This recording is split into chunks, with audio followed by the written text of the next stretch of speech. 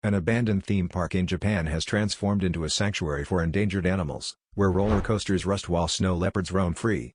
This surreal haven, once echoing with the laughter of visitors, now hums with the sounds of rare birds and the gentle rustling of red pandas.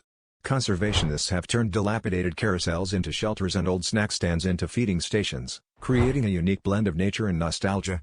The contrast between decaying amusement rides and thriving wildlife offers a poignant reminder of nature's resilience and the urgent need for conservation efforts.